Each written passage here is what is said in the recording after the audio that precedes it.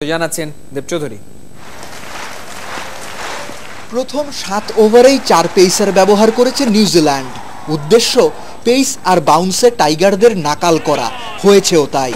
ইমরুলের পর ইনফর্ম তামিম ইকবাল।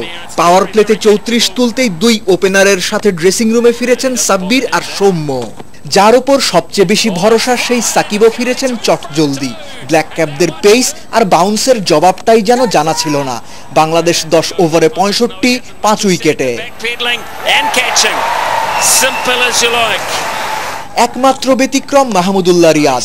3টা করে 4 ছক্কা, 47 বলে 52, ক্যারিয়ারের 3 নম্বর হাফ সেঞ্চুরি। লড়াকু ওই ইনিংসেই 140 পার হয়েছে। লড়াই করার পুঁজি পেয়েছে বাংলাদেশ।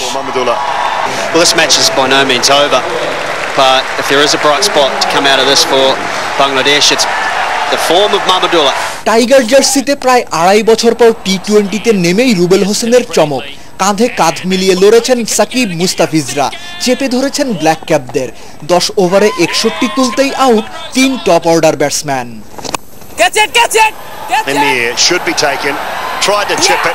বাংলার রিয়াদের মতোই কিউইদের হয়ে টিকে গেছেন captain Kane Williamson.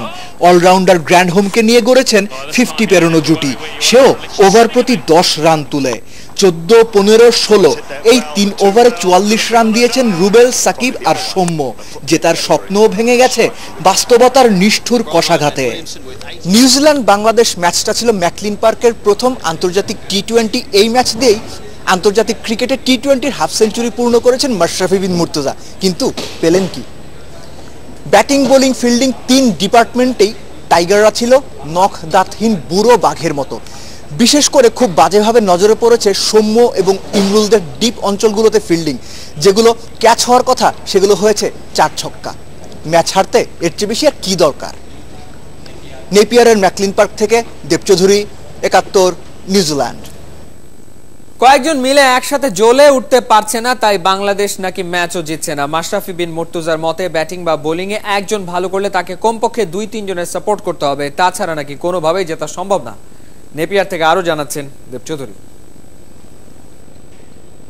ওয়ানডেতে white wash হবার পর টি-20তে বাংলাদেশের সুযোগ ঘুরে দাঁড়ানোর, ম্যাচ জেতার এবং হারানো আত্মবিশ্বাস ফিরে পাবার।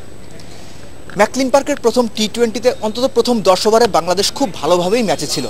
কিন্তু শেষ মুহূর্তে মনে হলো ম্যাচ হয়েছে একতরফা, অর্থাৎ কোনো প্রতিদ্বন্দ্বিতা ছাড়াই বাংলাদেশ ম্যাচ হেরে গেছে। বাংলাদেশ টিম ম্যানেজমেন্ট ম্যাচ হারের কারণ কিভাবে দেখছে, কোথায় কোথায় ভুল হলো, সেগুলো আমরা জানার চেষ্টা করব প্রেস কনফারেন্সে।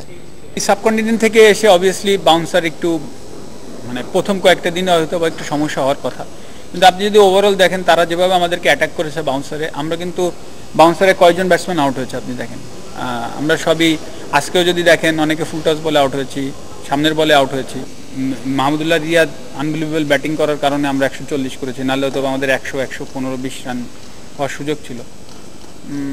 সো এখান থেকে কামব্যাক করে আবার আর্লি 4টে উইকেট পেয়ে আমরা ওইখানে ব্রেক থ্রু পাইনি। আপনি বলতে পারেন এইসব ম্যাচে হয় কি যে ছোট ছোট জায়গাগুলো যদি আপ টু দ্য মার্ক থাকা যায় তাহলে জেতা যায়। বাট যেটা এখন হচ্ছে সেটা হচ্ছে যে কেউ পারফর্ম করছে, তাকে কেউ সাপোর্ট করতে পারছি না আমরা।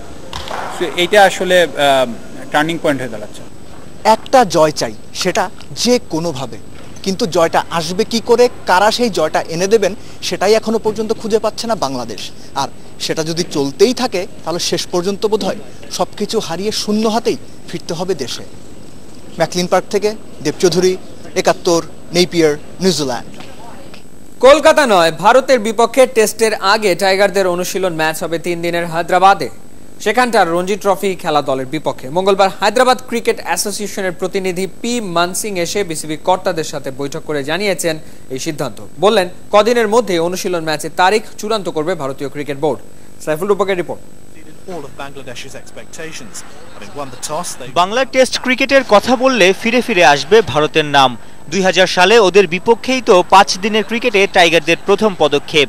এরপর দেখতে দেখতে চলে গেছে প্রায় 1.5 যুগ।